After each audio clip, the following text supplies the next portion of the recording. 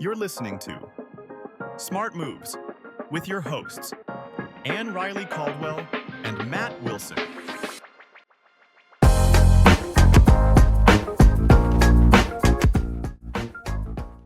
Hey, welcome to our Smart Moves podcast. I'm Ann Riley Caldwell, not your ordinary agent, here with Matt Wilson, a lender from New American Funding. And today I'm going to lead a discussion that is basically the fact that most buyers are asking the wrong mortgage questions. So today we're going to go through 7 questions that I feel like, from an agent standpoint, working with so many buyers, that should be asked by buyers out there, outside of just what's my interest rate and what is my mortgage payment going to be. Are those things important? Well, of course they are.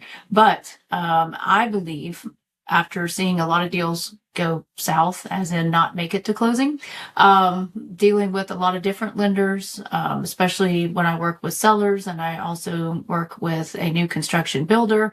So therefore I interact with a lot of different lending companies and loan officers. There's definitely at least 7 questions that I feel like that you should be asking a loan officer, in addition to the 2 things that everybody always seems to care the most about. So we're going to dig into those today, because I think it's important that you know who you're working with, what type of advice are you getting, are they really giving you, options that are best for you, are they just trying to get a deal closed? I always think that there's even better questions that you should be asking before you choose a lender. So we're going to hop in to what those 7 questions are. Number 1, I feel like is important, is, does the lender actually understand the local market where you are purchasing a property? So Matt's going to let us know if he understands the local market, and we'll talk a little bit about why that's important. Oh, I understand. I understand it well. Now, as far as that goes, here's the thing. If you've got somebody in a cubicle somewhere 1,500 miles away, and you look up that their employment history is that yesterday they were serving up at Buffalo Wild Wings, mad respect, I love Buffalo Wild Wings, but is that who you want doing your mortgage with you? Probably not. The thing is that there are specific things that may pop up in the local market. I had somebody, for example, the other day that challenged me on Facebook, because you know how that goes in the comment section. It's always a great time. They were basically telling me that taxes, for example, property taxes, go up every time a home is sold. Well, no, that's not how that works in Tennessee. It is how it works in some other areas, as I understand it, but that's not how it works here. Here, they're going to assess your property taxes every 4 to 6 years, depending on the area. It's probably going to make you mad. I just had mine reassessed and it made me a little unhappy. But it's not going to change just because you just bought the house. That would be a very volatile way of handling things. But that's an example of, as a lender, I need to know that about the local area that I'm serving. Likewise, here's another great example. This is going to be really a niche topic for you here. In Franklin County, Tennessee, if you're buying a new construction home, they do not issue a certificate of occupancy when that construction is completed.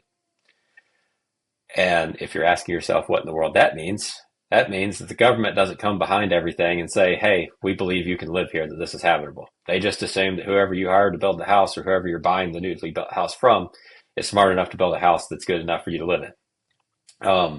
The libertarian in me really enjoys that, because it just means you can kind of do whatever you want. The lender in me hates it, because that means that there's nothing there, if I'm doing an FHA loan, to confirm that the home is up to snuff. So I know, because I work the that's a good word, the local market, that one of the workarounds is you can have a competing builder go and write a letter, essentially, and say the home's good. Now, whether they've ever even seen the home is between them, the other builder, and Jesus. I don't know. But all we need is that letter to get the deal done. So that's just one of those examples of, like, if you don't know that's the case, you don't know as a lender what you're about to be getting into, and may not be able to close on time as a result of it. Yeah, for those of us that work in multiple counties, which includes Matt and I, it is important to know the differences. There's a standard contract that we use when somebody is buying a home, of course, most of the time, unless it's a builder contract that could be 5,000 pages long, which you do need help with. Do not be signing those 60-page builder contracts without an agent is my advice. But anyway, understanding, I mean, everything is negotiable. We always have to say that because it's true, but there are just certain things that sometimes change too, as to what's expected in certain markets or what certain local agents typically do. And you may not like them and we can change them, but you at least need to know, like, where did that come from? I had one person tell me, oh, we just don't do earnest money around here. I'm like, oh, in my deals we do. So anyway, there's just some Well, local customs that, on yeah, one side it's a great idea, and on the other side it's an absolutely horrific idea. I will say that contract deadlines are another big local area thing. Um, on the real estate contract, and Ann Riley knows more than I do about this, but there's certain deadlines that you have to finish your inspections by, or order the appraisal by, or even make the loan application by. And in some towns and some counties around here, the listing agent really cares about those deadlines. And in others, I don't think the listing agent realizes it's on the paper. So you kind of got to know which market you're in on that regard too, because it may get you in some hot water as to whether you're still in contract or not. There you go. Yeah, and there are some places that they just do things different, so gotta know that. And then also, we won't go into this in too much detail. We've mentioned it before in other podcasts, but when you're not using some quote local loan officers and people, you also may get hit with some appraisers that come from afar that also don't know the local markets. So there are some national companies out there that just aren't all that picky about who does an appraisal for them. And so you can run into issues with that. So I'll just throw that out there and leave it for you guys for now. Yeah. Question number 2. Oh, we're moving along here. Can you help me plan in advance before I'm actually ready to go buy something? Yes. That's the answer to that question. There are some lenders out there, especially like the internet-based ones, where they want the deal that's in front of their face. What I have found is, I wrote a whole book. Literally, I wrote the book on how to make getting a mortgage not suck. And the biggest point of that entire book, I'll go ahead and spoil it right now, is preparing about 6 to 12 months in advance. I encourage it. I would rather know that you and I are about to have a great time together than learn that you exist the day you get a contract and realize that there were about 15 things you could have done over the last 6 months that would have made your life a whole lot easier. But instead, you chose to get Afterpay, buy a new car, and quit your job 3 weeks ago and assume that you just qualify right now. So, yeah, I think that the optimal time to talk to your lender the first time, hopefully me, is at least 6 months in advance, because you can fix most problems and optimize most situations in 6 months. And if you've got a lease that's up in 6 months, you'd rather know 6 months ago that you won't qualify for a mortgage in 6 months than when you're trying to figure out, do I renew this lease? Do I have to move out? What's about to happen next? And what I've seen too, I don't know if it's correlation or causation. Generally, the people that I talk to about 6 months out have better credit scores and they're better qualified. My theory is that people that I talk to that far out are pretty good at planning out their life. So they probably pay all their bills on time and are pretty conservative and not trying to max out how much they buy. But that's just me. That's just me psychoanalyzing. Yeah. Well, that's probably true. And also, I mean, if you do have things that you need to work on, getting that credit score up, not waiting till the last second to find out, oh, I could have had a 720 instead of a 580. I mean, that's going to save you money. I mean, even if you can qualify, it's probably going to help you.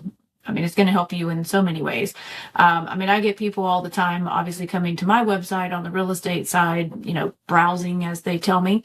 And then when I get them on the phone and we actually have a conversation, yeah, they're browsing, but they're also pretty serious about wanting to do something, but they think it's too early to talk to someone. And then I get this like embarrassed, shy kind of, well, I didn't want to bother you. And I'm like, well, that's what I'm here for. I mean, I like to plan ahead with my clients too. I like to know in advance. I mean, if you need a house tomorrow, can you call me? Well, yes, of course. But I mean, there's some people that, they don't have credit score issues. They can buy whatever they want to buy. Like it's not a problem. So they maybe don't have to plan quite as far in advance, but it's still good to start looking. It's still good to keep, a pulse on the market. If you're ready, quote unquote, but you don't really want to move right now. I mean, if the market shifts, as we've seen it shift quickly, sometimes people speed up their plans. So what you think you're going to do 6 months from now, it might behoove you to do it 3 months from now because interest rates dropped or, something happened with supply and demand in the market that honestly, we can't foresee anything anymore after COVID.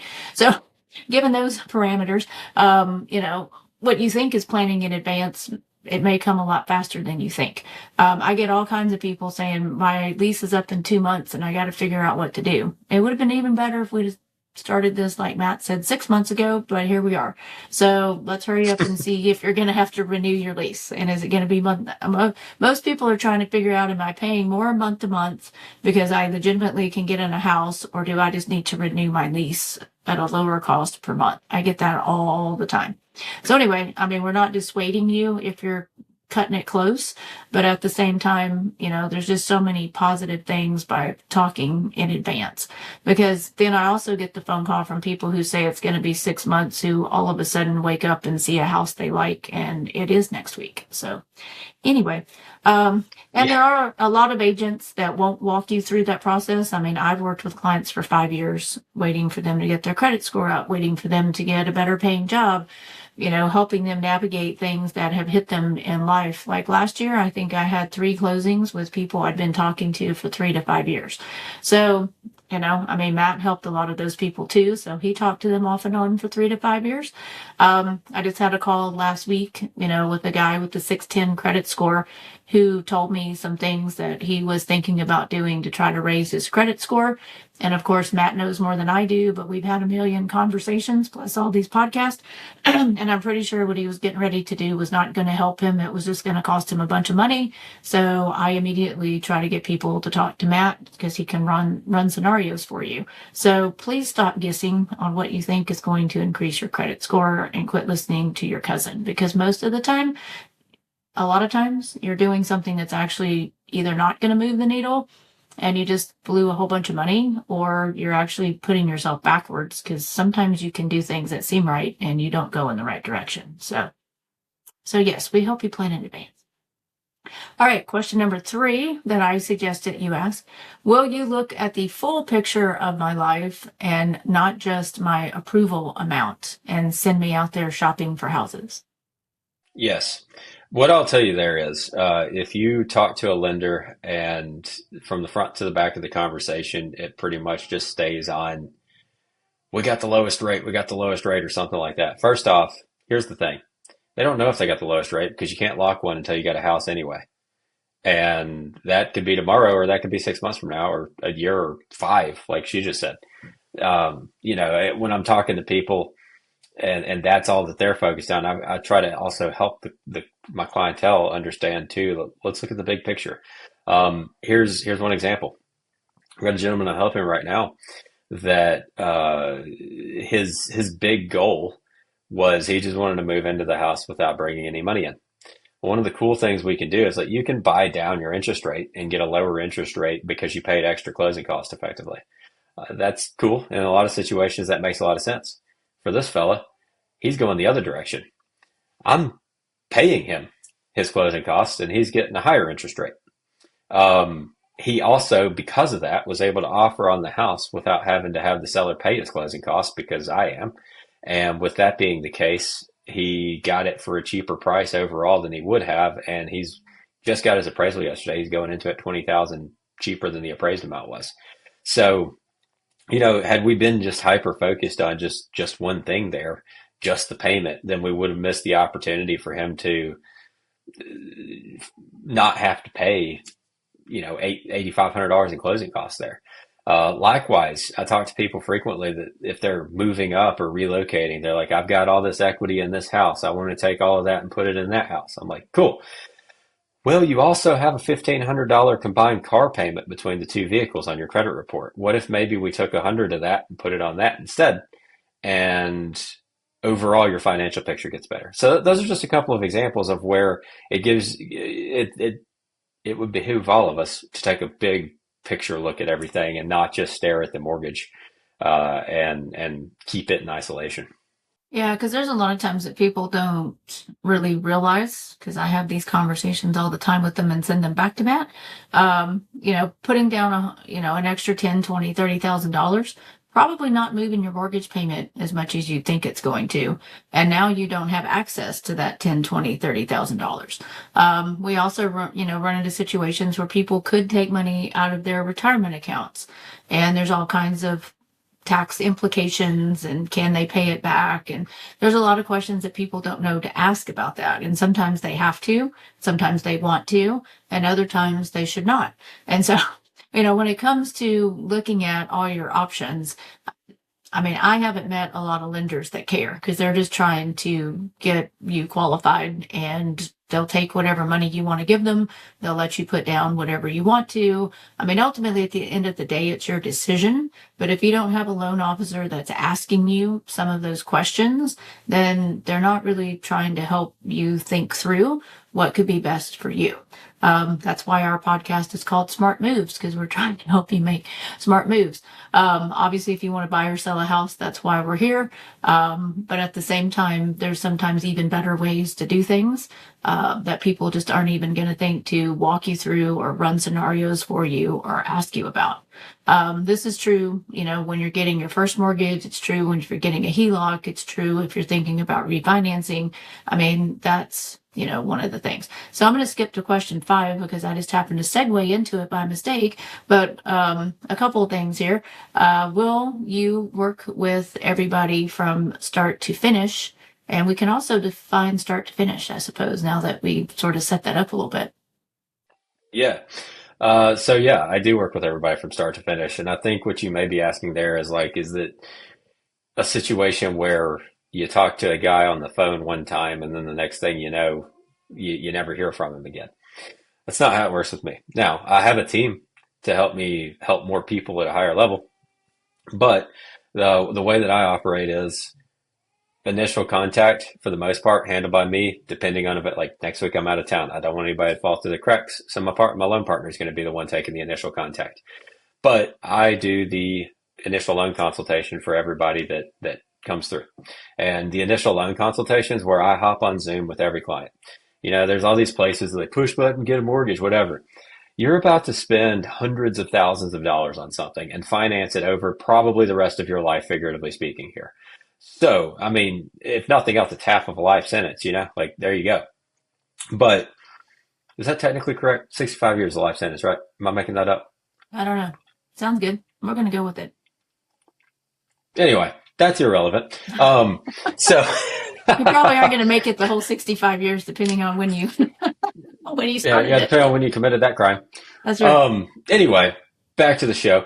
The thing is people want to take that and say, let's make it easy. There's a reason I wrote a book called How to Make Getting a Mortgage Not Suck, and not How to Make Getting a Mortgage Fun or How to Make Getting a Mortgage Easy. It's because if I did, you would know and I would know I was full of crap, because that's the best you're going to get out of this. At the end of the day, you want to go ride around in a car and check out pretty houses with Aunt Riley. You don't want to talk to the guy about how much those houses are about to cost you over the next 30 years. But if you're going to, we need to spend the time having an initial loan consultation together on Zoom, sometimes in person, but Zoom's usually convenient for most. So we can see numbers and talk through pros and cons of different options together. You don't want to just assume that because the one thing that you heard about online was something that could work for you, that's the best thing for you. Maybe it is, but you don't know until you compare. The thing I always make the analogy with is if I went to a restaurant and the waiter walked up and said, "Matt, I would like you to eat chicken because that's our special tonight," then I would be like, okay, maybe I want chicken, maybe I want steak. I don't know. Why am I here? Well, compare that with, "Hey waiter, what's good on the menu?" That's a different experience. And that's kind of what I do is I'm narrowing the menu of 3,000 options down to the 4 or 5 that probably fit your scenario the best. Now from there, got processing and my loan partner to help make sure that the pay stubs say the right name on it and other things that if I were doing that all day, I couldn't give you the attention that you deserved on the loan consultations. And I still stay in touch with you weekly throughout the process. You alluded to what's the end. I guess in a sense, the closing's the end, but that's really just the beginning, the end of the beginning of the next phase. Because once we get done with closing, the way that I operate is I stay in touch with you, for as deep into our lifetime as is reasonable. That way, if anything pops up in the future, the market shifts around, there's an opportunity for you to save money, or sometimes it's even just to call and be like, hey, you did a great job buying when you did. I've had that conversation a lot with people lately. We timed things out just right. I can't claim you time it just right every single time, but it's always good to know that when you go to the doctor, you're getting a good health checkup and not, the high blood pressure, high blood sugar one like I just got. So anyway. Oh, whoops. Matt and I'll talk about that later. Yeah. I want to keep him healthy over there. Yeah. So, one of the things that Matt and I try to specialize in for sure is we are your primary point of contact. I have a transaction coordinator a lot of times behind the scenes helping, who will reach out, send emails, make sure everything got signed by everybody, chase people on the other side for documents and things like that, so that we can be as free as possible and as available as possible to deal with higher level issues, to watch things, to talk to you, to keep you updated. But neither one of us disappear in the transaction. Neither one of us don't know what's going on in your transaction. And we're here for you to answer questions and to look at things afterwards, which we'll talk about a little bit more coming up on another question, I think. But anyway, I think that's important. I had a situation, I don't even know who I represented or what was going on. I do know I've talked to a buyer. I think it was a buyer called me wanting to make an offer on a property, and I ended up talking to one of the big, huge lenders. So this is why I know that this is an issue. And I spoke to the guy.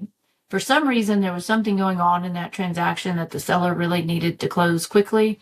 And so the buyer was like, oh yeah, I've talked to this person, my loan officer, and they said there's no issue closing in 3 weeks. And I'm like, not the reputation that company has. Are you sure? So anyway, I actually called the loan officer that he had made contact with, and he was like, oh yeah, we can get this done. This guy, blah, blah, blah, and it's not going to be a problem and all these other things. And I'm like, are you absolutely sure? I said, because in this scenario, it truly, truly matters.